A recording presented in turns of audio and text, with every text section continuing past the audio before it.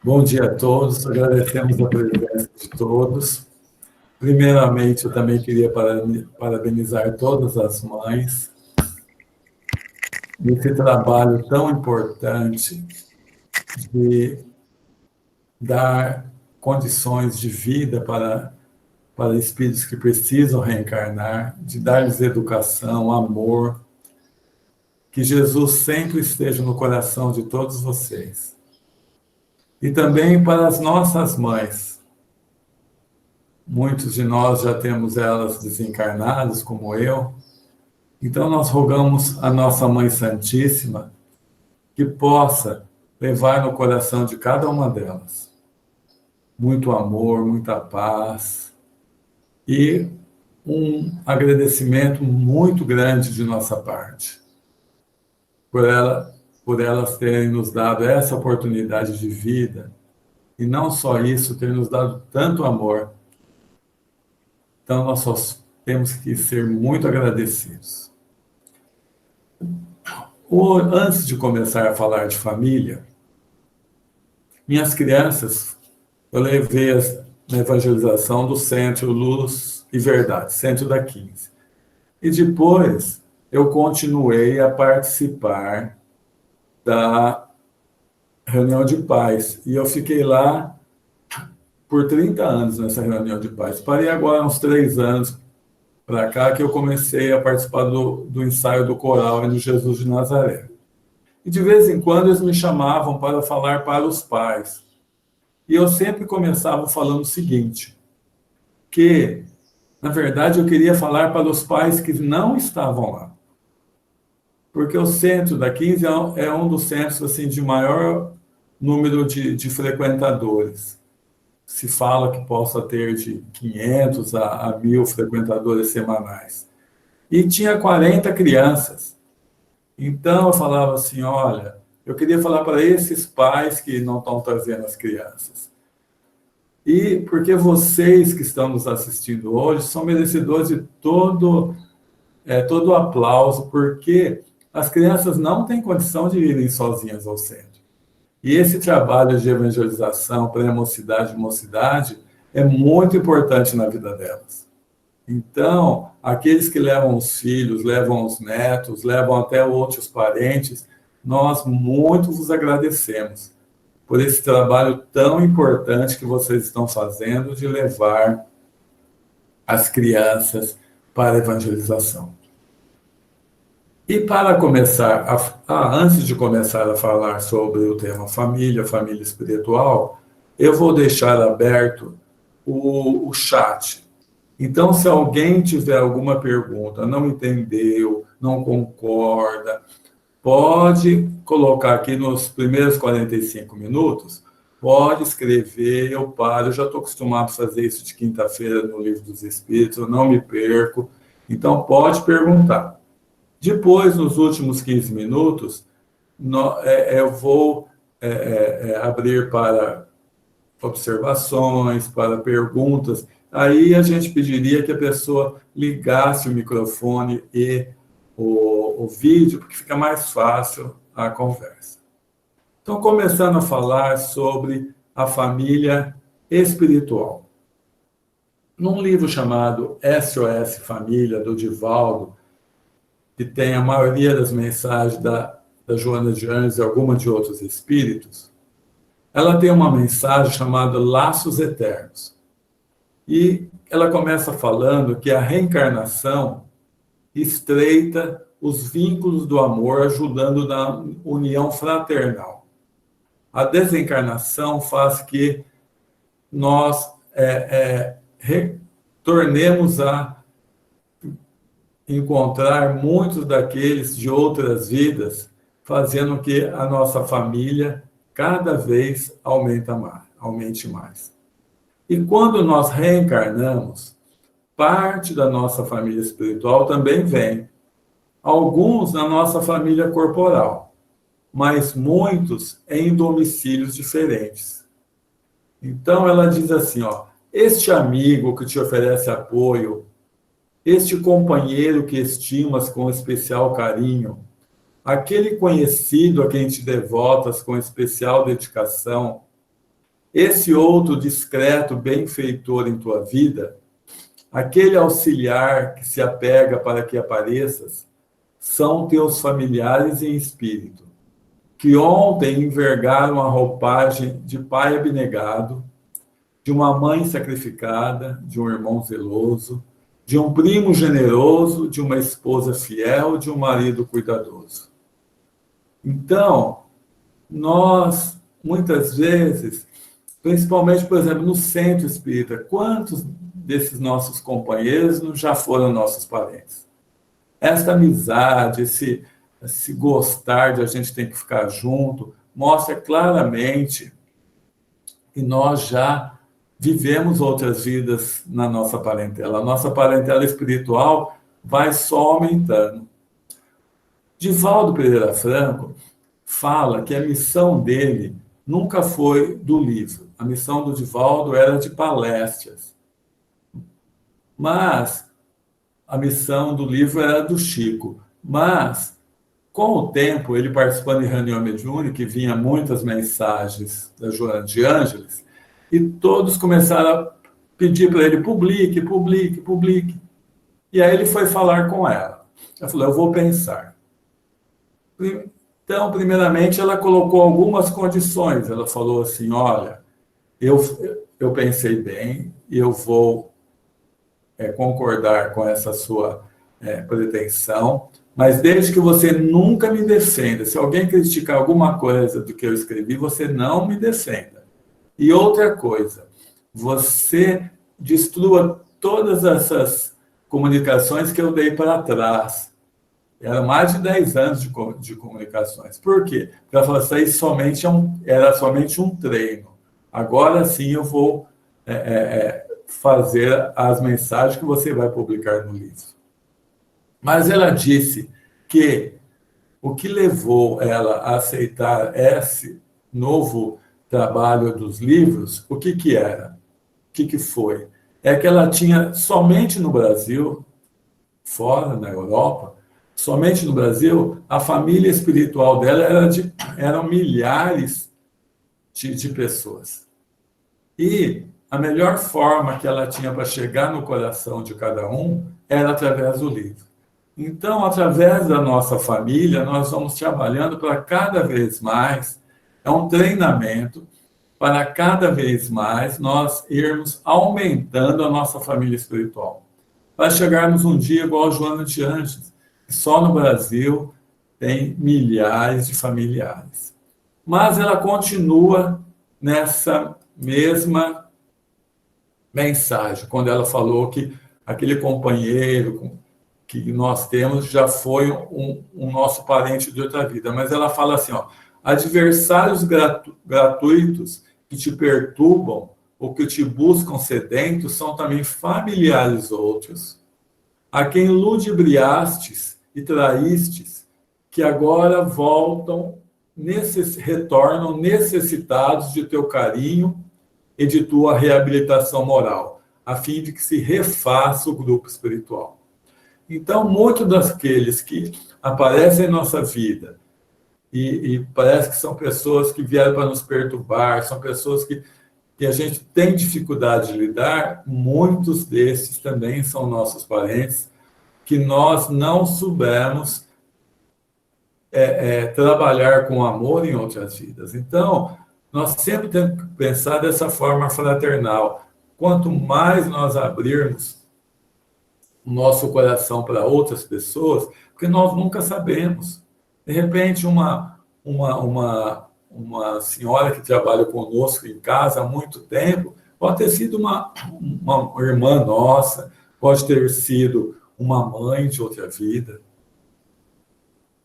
E ela termina falando o seguinte, Jesus, mais de uma vez, confirmou a necessidade dessa fusão de sentimentos acima dos vínculos humanos, exaltando a união familiar pelos eternos laços do espírito.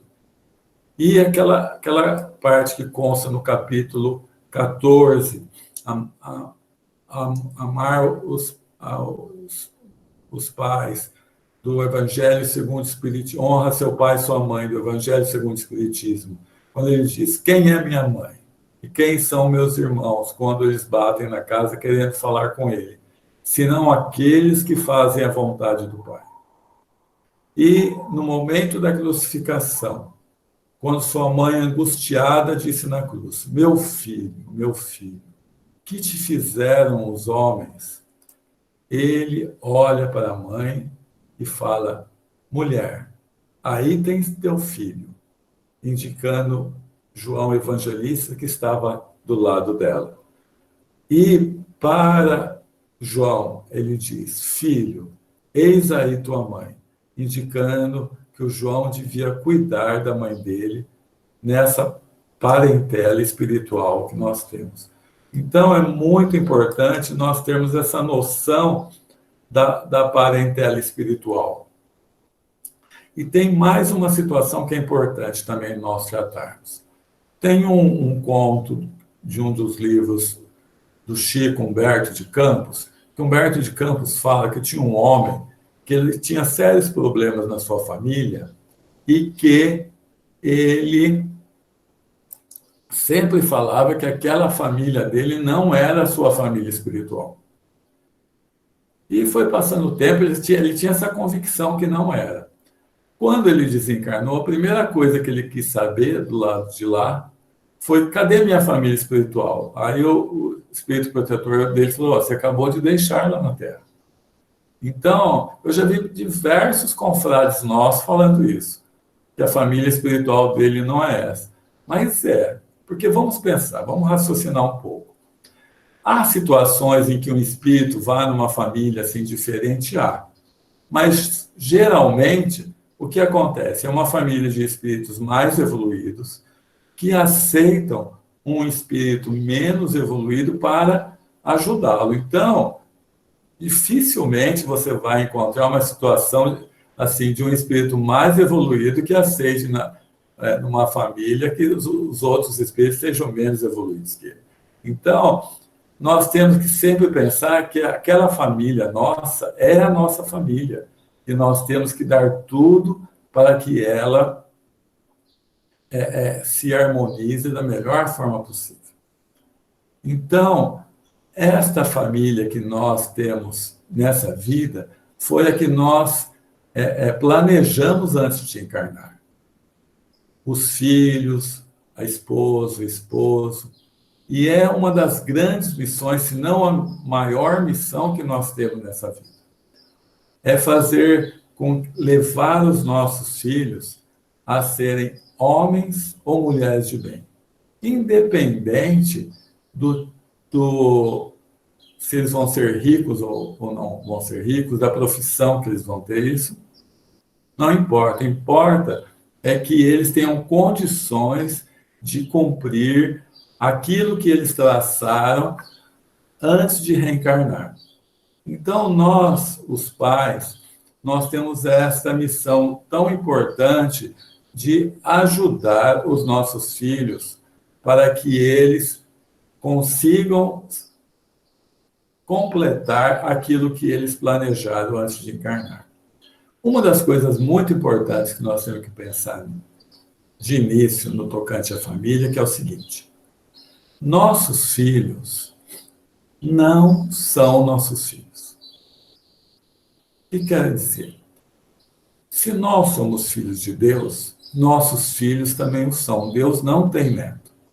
Mas Deus deu-nos a missão de sermos co-criadores, ou seja, participarmos dessa educação desses espíritos. Esses espíritos, como nós vimos no tocante à família espiritual, eles podem ser espíritos que nós amamos muito e também espíritos que nós já tivemos problemas em outras vidas e que nós aceitamos tê-los ao nosso lado para a reconciliação, para que nós possamos harmonizarmos coisas que talvez nós tenhamos passado vidas e vidas e não tenhamos conseguido. Então, esses filhos chegam à nossa casa já planejados anteriormente. Mas, como eu já falei agora há pouco, que nossos filhos não são nossos filhos, nós não podemos esquecer que Nós damos aos nossos filhos o corpo, mas as qualidades e os defeitos são deles. Isso leva a uma conclusão seguinte: não há diferença de filhos naturais para filhos adotivos. Porque, na verdade, todos são adotivos. Porque todos são filhos de Deus. Agora, a gente pode falar assim, mas os filhos naturais estavam planejados. Ora, mérito maior, então, de quem adota. Né? Mas, no mundo, no universo, não tem acasos. Se nós temos uma vontade da adoção, logicamente, os espíritos vão trabalhar para chegar a nós um espírito já ligado de outras encarnações. Geralmente isso acontece. Então, é muito importante essa noção. Mas, apesar disso, o papel dos pais na encarnação dos filhos é imprescindível. Nós não podemos, de forma nenhuma, renegar esse grande papel que Deus nos deu. Principalmente dos 9 meses que a criança está na barriga de sua mãe até os 7 anos. É o período mais propício para a educação. Por quê? Porque neste tempo, as crianças, os espíritos, né, que reencarnam, eles têm as suas qualidades, os seus defeitos, vamos dizer assim, quase que não seria paralisado, não estou encontrando a palavra correta, mas de alguma forma amortecidos para que os pais possam trabalhar dando-lhe valores morais. Mas eles trazem tendências, justamente para que os pais saibam onde devem trabalhar, como ajudar esse filho nessa encarnação. Então, quando nós falamos, muitas vezes eu trabalho no Amor Exigente já há algum tempo. Então, muitas vezes uma mãe chega e fala assim, olha, eu criei meus 4 filhos iguais, de forma igual. E esse daí entortou na vida. Muitas vezes você não fala para gerar culpa, mas por dentro você pensa assim, olha, se criou os 4 iguais, já começou errado aí. Porque nós temos que analisar as tendências das crianças. E para cada uma, dar o que ela precisa. Por exemplo, pela tendência você percebe uma criança que ela é egoísta. Toda criança é um pouco egoísta, mas você percebe que ela é demasiadamente egoísta. Então, você vai ensiná-la a dividir, a repartir, desde criança. Se você percebe que é uma criança que tem dificuldade na sociabilidade, você vai ensiná-la a conviver com outras crianças, a buscar, a perder essa timidez, a mostrar para ela que errar é normal. Se você tem uma criança que você percebe que ela é agressiva, você desde pequena já tem que ir trabalhando a mansuetude dela, lidando com plantas, com animais, com outras crianças. Então, é um trabalho muito importante de cuidar de onde essa criança mais precisa. Então, dos 0 aos 7 anos, a criança vai ter nos pais o espelho de onde ela vai procurar seguir. Muito mais pelo exemplo do que porque você fala. A criança está sentada assim. Ela vê uma pessoa com a perna dobrada, ela dobra. Se ela vê uma pessoa que abriu a perna, ela vai imitando. Tanto é assim que se você pegar uma criança e ela nunca ouvir, ela tem o aparelho fonético tudo perfeito, mas se ela nunca ouvir ninguém falar, ela nunca vai aprender a falar. Ela pode até grunhir, mas ela não vai falar. Então, é através da imitação, através da procura do que os pais vão fazendo, do exemplo principalmente, é que essa criança vai aprendendo. Então, hoje está mais... Muitas pessoas falam assim, mas hoje está mais difícil criar os filhos, porque antigamente as mães, quase nenhuma trabalhava fora. Então, ficava dentro de casa, tinha mais tempo, mas a criança não exige tanto tempo assim. Ela exige um tempo para ela, que seja 1 hora por dia. Mas é 1 hora de você sentar, brincar, é 1 hora dela se sentir amada, ela se sentir importante dentro daquela família. Então, nós temos que ter sempre esse conceito. Nós estamos cuidando realmente de dar esses valores para nossas crianças, porque muitas vezes nós estamos tão preocupados com as coisas da vida que perdemos a essência de nossa vida. E uma das coisas mais importantes nela é essa educação que nós podemos dar. Então, como eu falei, dos 9 meses até os 7 anos é básico. Por exemplo, quando a criança está ainda no ventre da mãe, acontecem algumas situações que a gente pode diminuir os problemas. Por exemplo, se uma mulher casa com um homem que já foi casado e teve 2 filhas, e ela fica grávida dele. Então, o desejo da mãe de ter um menino pode, e se lá dentro do seu ventre tiver uma menina, pode levar a menina a se sentir rejeitada. Então, essa rejeição vai aparecer quando é criança? Não. Vai aparecer quando ela tem 16, 17, 18 anos, vai fazer um concurso, ela não vai passar, ela vai fazer um vestibular porque ela se sente inferiorizada. Aí tem pessoas que falam assim, mas eu nunca falei isso para Deus. Eu só peço para Deus para que ele venha com saúde. Mas se ele não vier?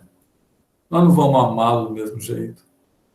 Uma criança que venha, por exemplo, com problema mental, nós não vamos dar um amor maior ainda para essa criança? Lógico que vamos dar.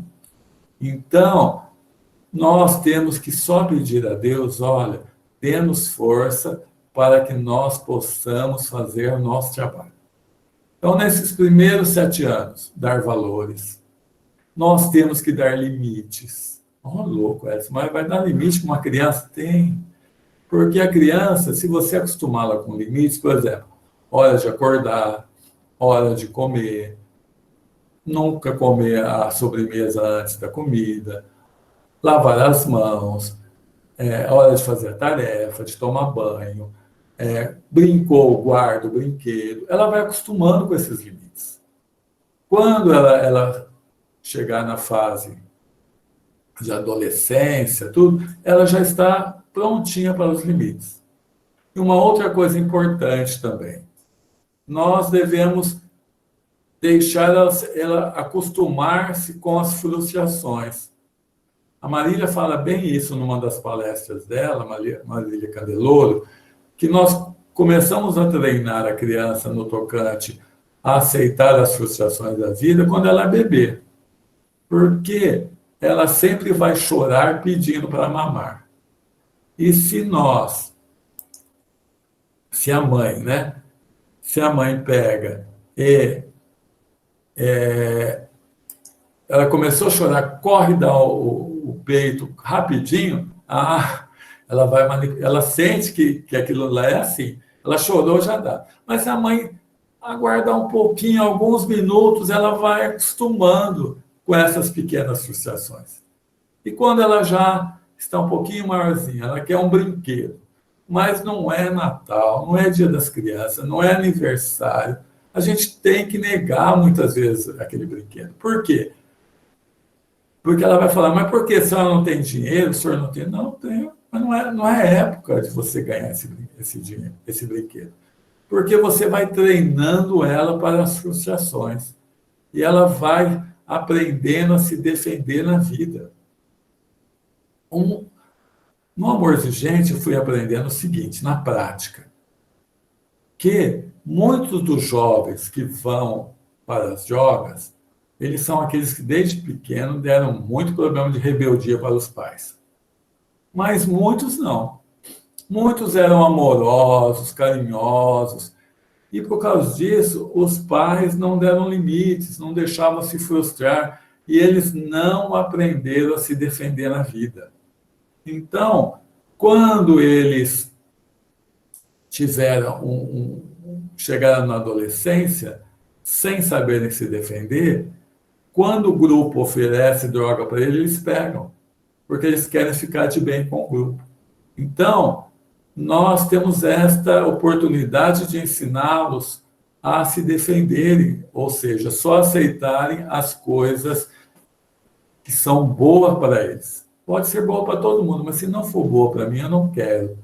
E a gente os ensina desde pequenininho, através dos valores e através dos limites, e deixando eles se frustrarem.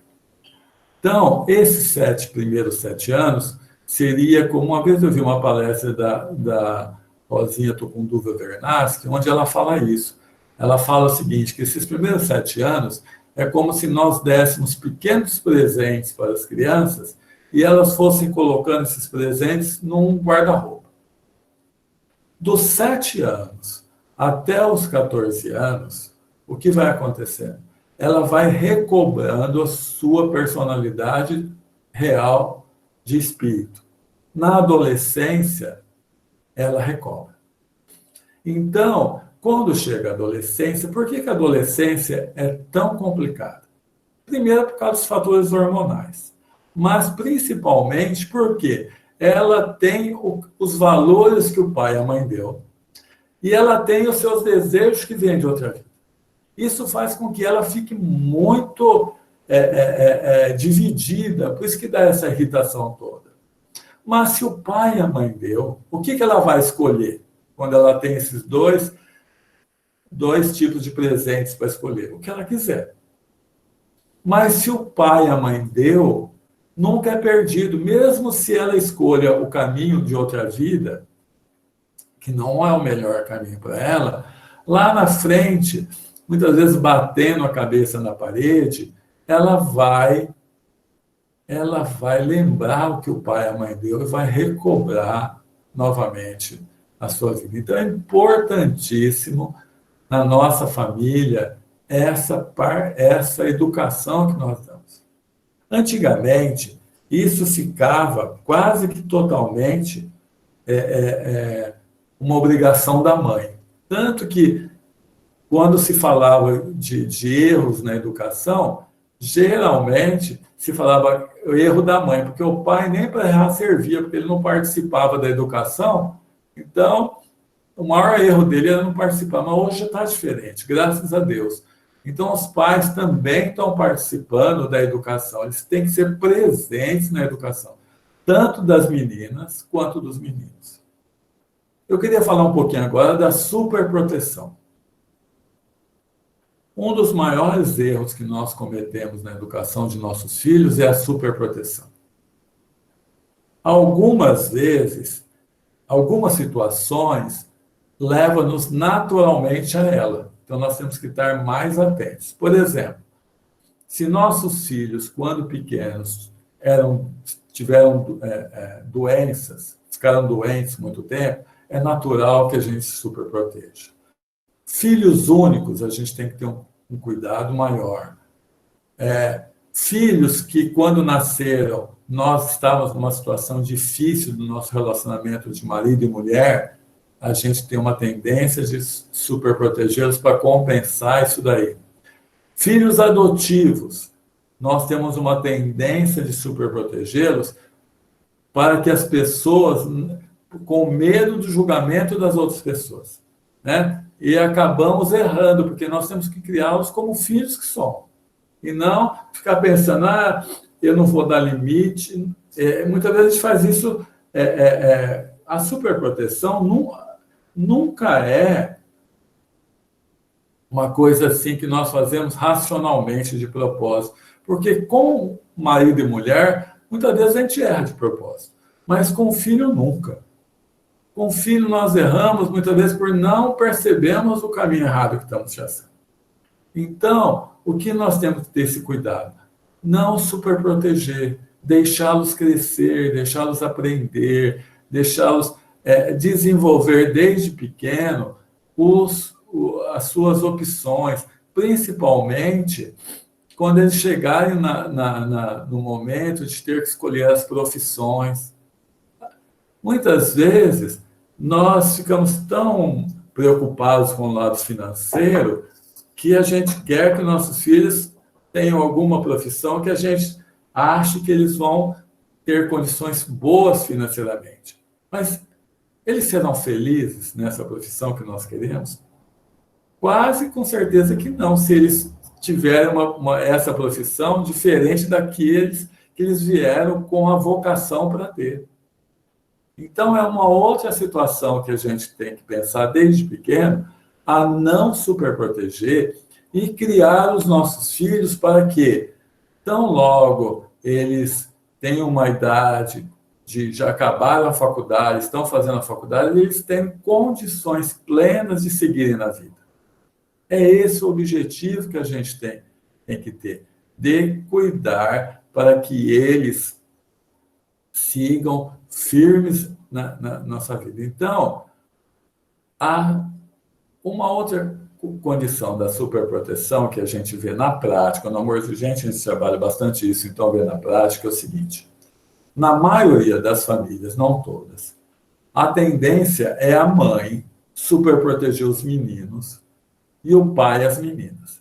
Então, isso aí não é todas as famílias, mas é um percentual muito elevado de famílias, na prática. Então, o que a gente vai ter que fazer? Os pais, com relação aos meninos, têm que ficar mais atentos a isso. E as mães, com relação aos meninos, da mesma forma. Então, nós temos que sempre pensar nisso. Olha, amar é diferente de superproteger. Amar é dar valores, mas, ao mesmo tempo, prepará-los para que eles estejam prontos para enfrentar a vida. Se eu faço tudo por eles, eles não estarão prontos para enfrentar a vida. Tem uma história antiga de que uma pessoa, ela tinha um vizinho, na frente da casa dela, tinha um vizinho que plantou, dois vizinhos, plantaram a mesma árvore. Um aguava todo dia e outro só aguava uma vez por semana. E ele foi vendo aquela árvore que aguava todo dia cresceu mais viçosa, mas a outra também cresceu mais com dificuldade, e ele mudou-se dali. Muitos anos se passaram e um dia ele voltou naquela rua e percebeu que só tinha uma árvore. E justamente a árvore que molhava-se pouco. E ele bateu na casa com curiosidade e perguntou para o dono: o que aconteceu que só tem uma árvore? O vizinho cortou. Ele falou: não, é que aguando todo dia, a árvore cresceu com as raízes muito rentes ao chão. E eu aguava pouco, obrigando as raízes a procurarem a água no fundo da... Então, quando um dia teve uma tempestade muito forte, com ventos muito fortes, como a árvore dele tinha raízes muito superficiais, ela tombou. Então, isso mostra, de uma forma assim, através de uma história, o quanto nós temos que preparar os nossos filhos para a vida. Uma coisa muito importante também. Eu vi isso nessa semana que nós continuamos a fazer reuniões virtuais do Amor Exigente. E uma senhora falou o seguinte: olha, o filho dela consome droga. Eu falei, e ela disse assim: olha, eu falei para ele, você está nesse caminho, mas se der algum problema, ela usou até uma palavra de baixo calão, mas se der algum problema, não venha me procurar mais. Mas os nossos filhos têm que ter uma certeza que nós vamos amá-los apesar de tudo. Então, nós temos que falar para ele o seguinte: olha, meu filho, se você buscar o caminho do amor, o caminho certo, você vai ser feliz, porque as consequências do seu caminho vão te trazer felicidade. Se você buscar o caminho do egoísmo, o caminho, muitas vezes, do desejo, o caminho, muitas vezes, do orgulho, que leva você para estradas diferentes, o que vai acontecer? Você vai enfrentar consequências difíceis. E muitas dessas consequências eu não vou poder ajudar de muito. Por exemplo, se você, numa das situações, leva a você a perder sua vida, eu só posso orar por você. Ou se leva você à prisão, eu só posso ir lá visitá-lo, mas tem coisas que eu não vou poder tirar você das consequências. Mas eu vou continuar te amando. É muito importante os filhos saberem que nós vamos amá-los apesar de tudo. Porque se eu começo a premiar meus filhos quando ele faz a coisa certa e castigá-los quando ele faz errado, o que vai acontecer? Ele vai colocar dentro do seu coração que quando ele errar, ele vai perder o amor dos pais. Isso é muito ruim, porque lá na frente, todos nós erramos. Não tem como a gente, nesse nosso nível de evolução, não errar. Então, o que ele vai pensar no momento do erro? Perdi. Não é que ele pense, inconscientemente, ele vai achar que, a partir daquele momento, ele não tem mais o amor do pai e da mãe. Então, o problema vai aumentar demais para ele. A culpa vai ficar muito forte. Então, os nossos filhos têm que ter essa certeza. Olha, procure o caminho correto, porque o caminho correto te traz respostas boas para a sua vida. Mas quando você errar, eu estou aqui.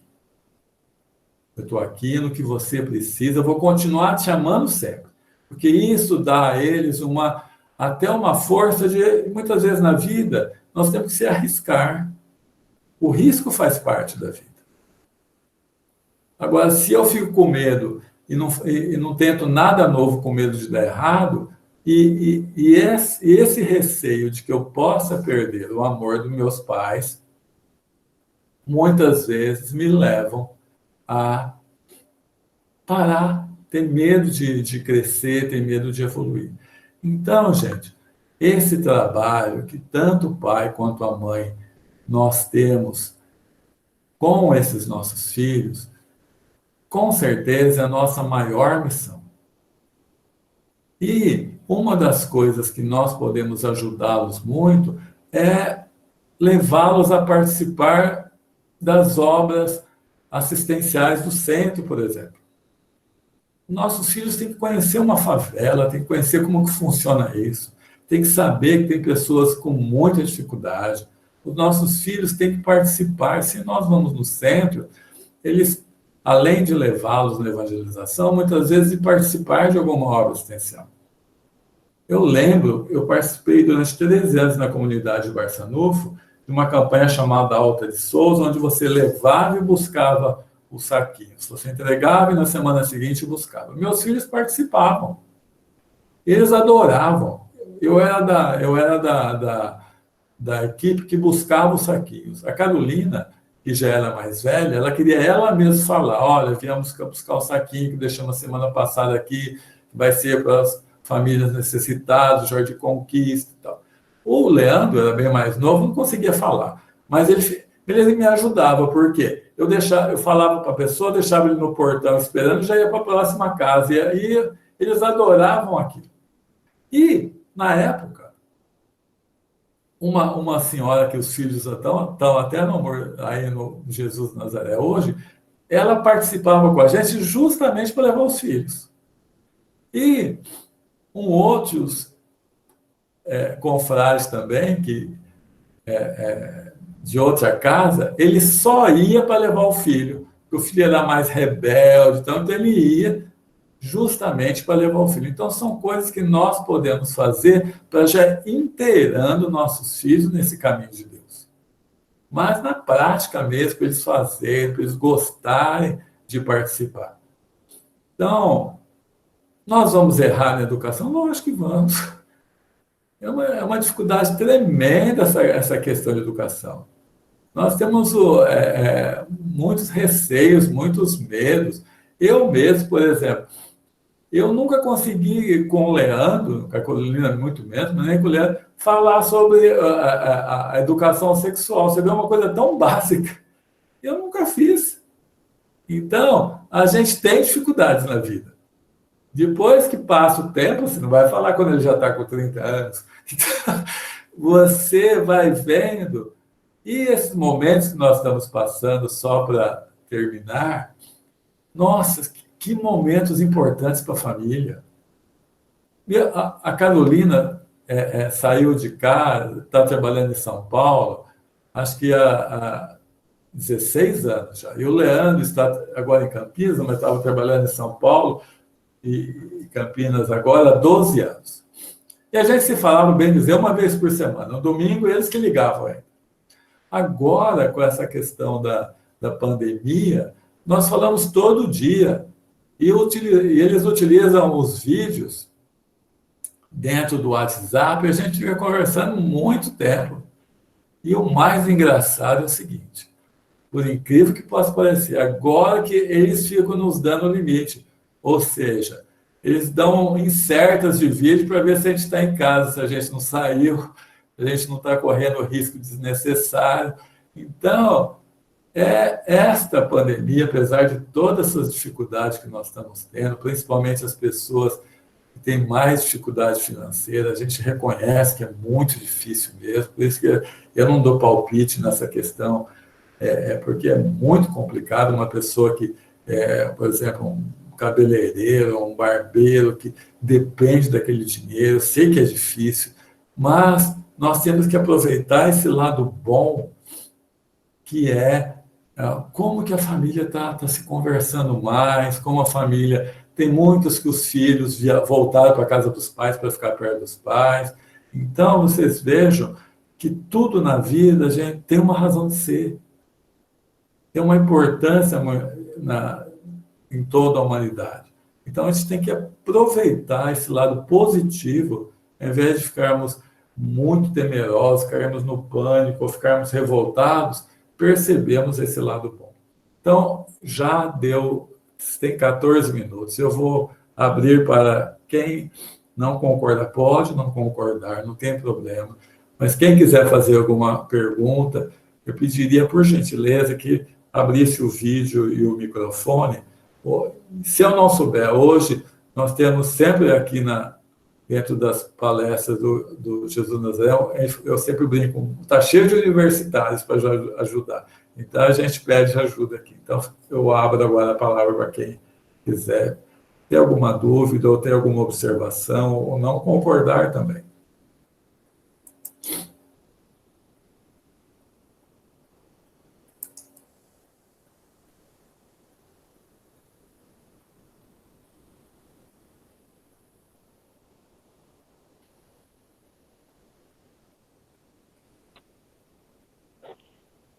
Bom dia, Edson.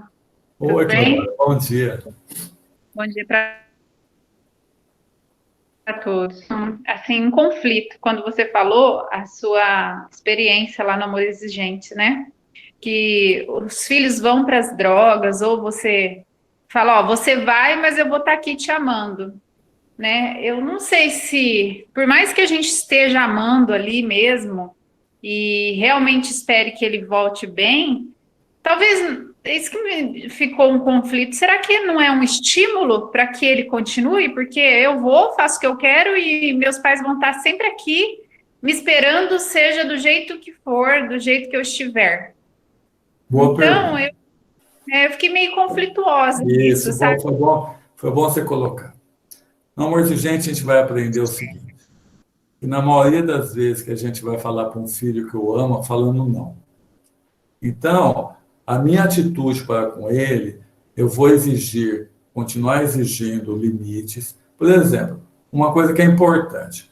Se eu deixei de dar limite para meus filhos quando eram pequenos, e agora, com ele está numa fase já de adolescente, se eu ficar com a culpa, ai meu Deus, ele está assim porque eu deixei de dar limite, o que vai acontecer? Todos os filhos manipulam os pais. É normal o filho manipular o pai.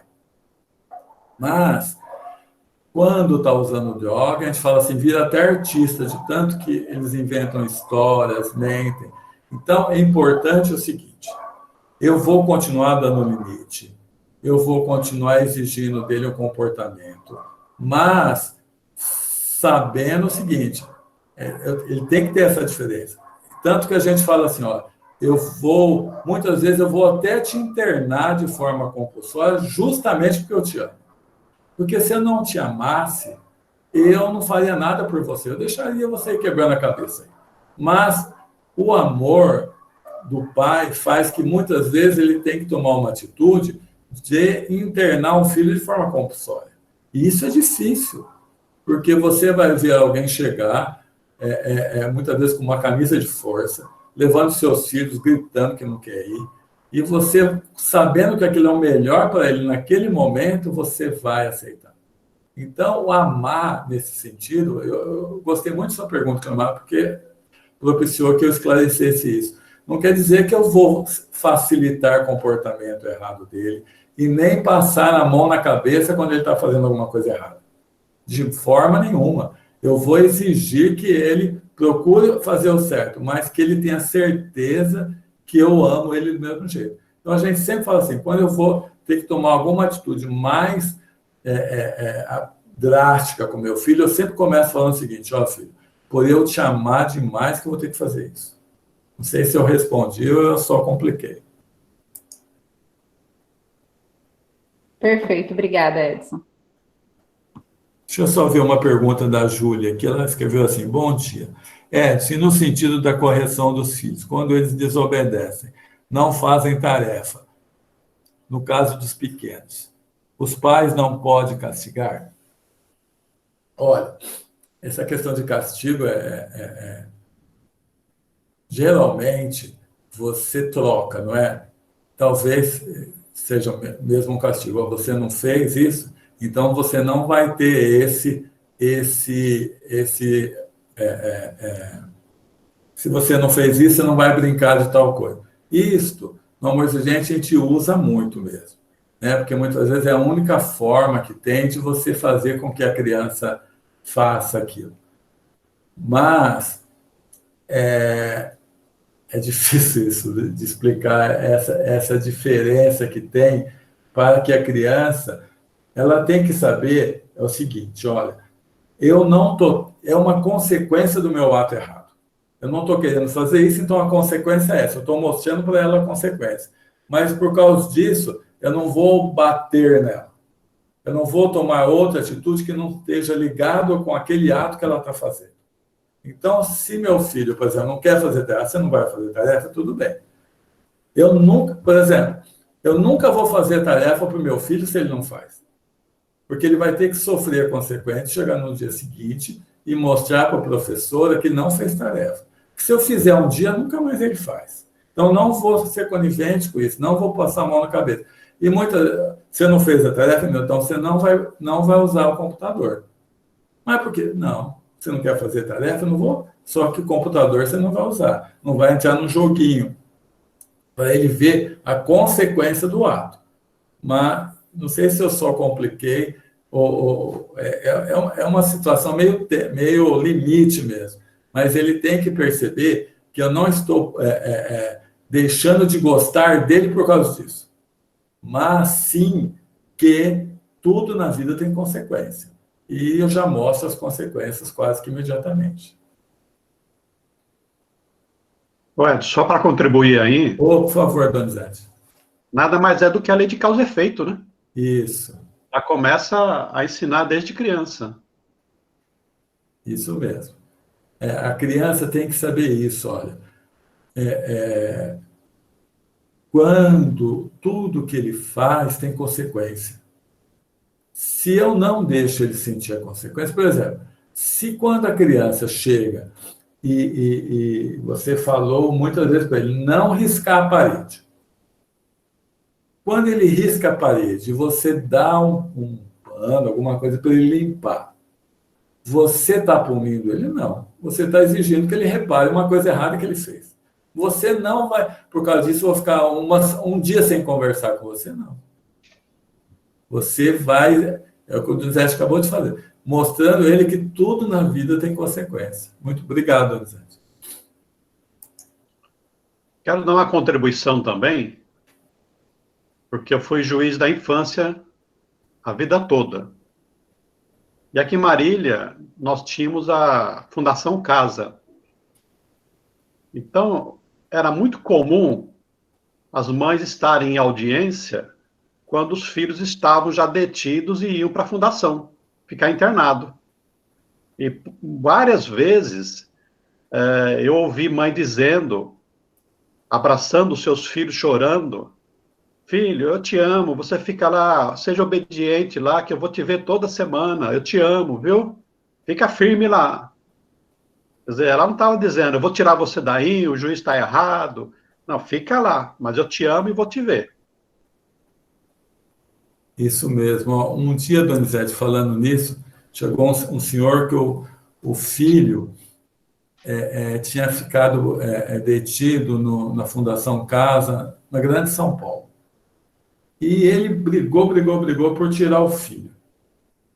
E até que demorou 45 dias, que o juiz antes de 45 dias não liberou, aí ele falou assim, ó, essas foram as palavras dele no almoço, gente: olha, seu moço, se eu soubesse, eu teria deixado ele mais tempo lá, porque lá estava funcionando como uma internação para ele. Mas eu tirei antes da época. Então, muitas vezes, a gente tem que... Quando uma mãe interna um filho, é duro a pessoa se internar um filho, mas a gente fala para ela assim: olha, quando você interna um filho, você sabe onde ele está dormindo, você sabe o que ele está comendo. E muitas vezes, antes da internação, você não sabia.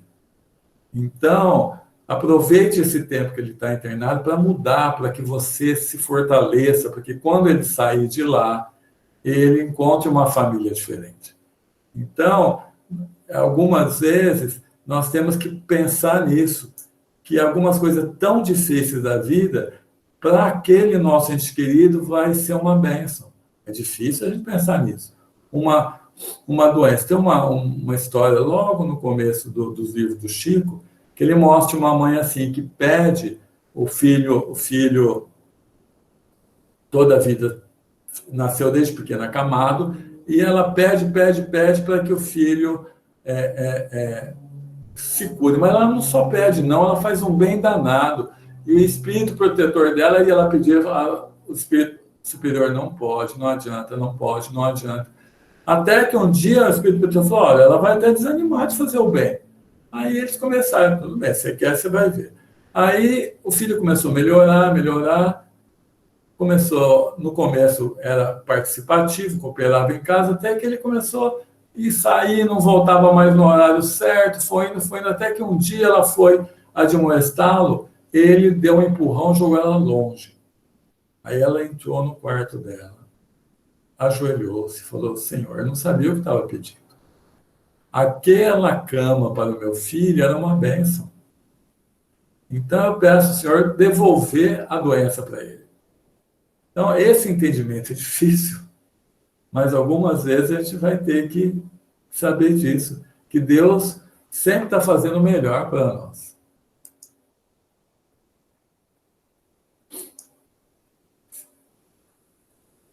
Tem mais alguma questão? Às vezes a gente coloca e não fica bem claro, igual a Cleomara veio falar.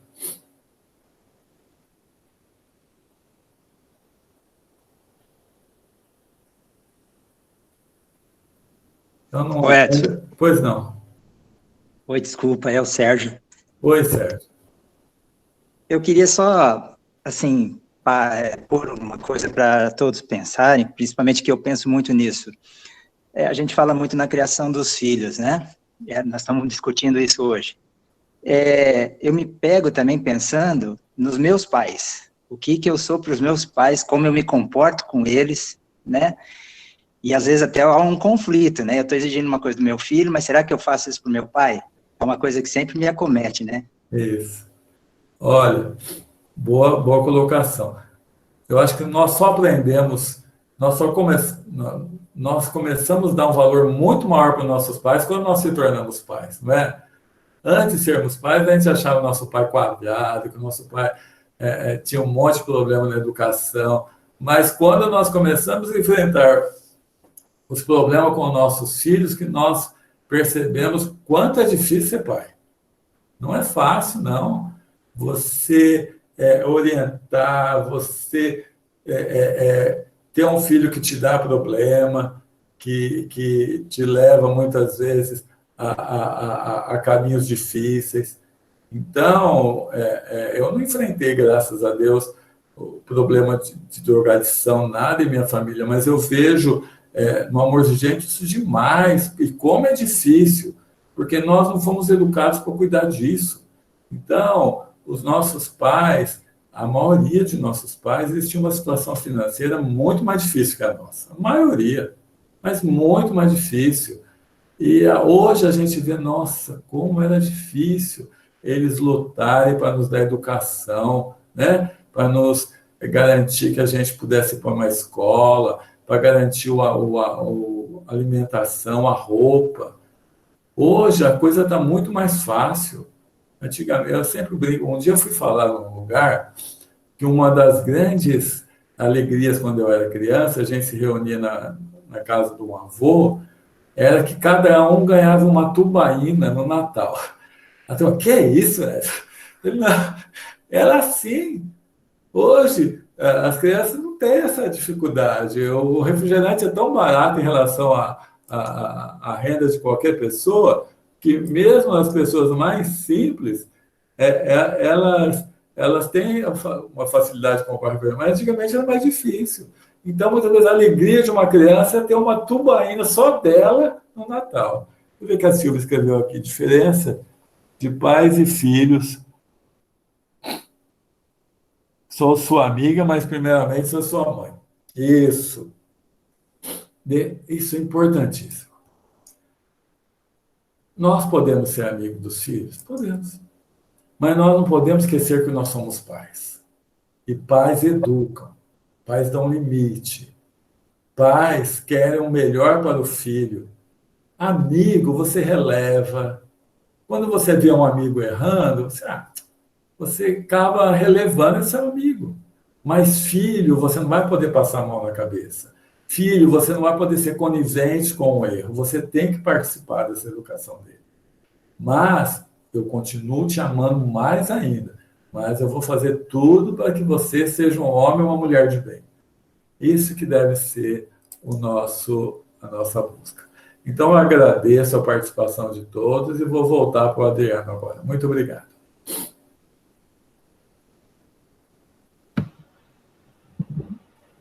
Oi, Edson. Obrigado, Adriano. Obrigado pelas palavras, pela palestra, por compartilhar aí os seus conhecimentos em relação ao tema família. Muito obrigado mesmo, de coração, tá? Eu que agradeço, Adriano. E antes de eu passar a palavra para a Regina, que é ela que vai fazer a prece final para a gente, eu queria só lembrar em relação às mães do livro Nosso Lar, quando André Luiz estava conversando sobre bônus horas, né? Estava tendo um conhecimento sobre bônus horas, né? Que era a maneira de pagamento, né, dos trabalhos, né, no mundo espiritual, e ele ficou sabendo que existia uma forma de trabalho que pagava duplicado, até triplicado, né, que ele procurou saber, ficou sabendo que eram serviços sacrificiais. E que tipo de serviços eram esses, né? Aí ele ficou sabendo que eram serviços que cuidavam de crianças, né, um dos serviços. Então, quando você cuida de criança, você tem que esquecer de você mesmo, né? Tem que ter um devotamento, tem que ter um sacrifício de você mesmo, e as mães fazem isso aqui, né, no mundo material, e as levam, né, muito mais para o aprendizado e a evolução moral do que nós homens, né, que estamos com a vestimenta do homem. Então, assim, para valorizar, eu queria trazer isso para valorizar mesmo o trabalho das mulheres, que está diretamente ligado com a educação dos filhos. Parabéns para todas as mães.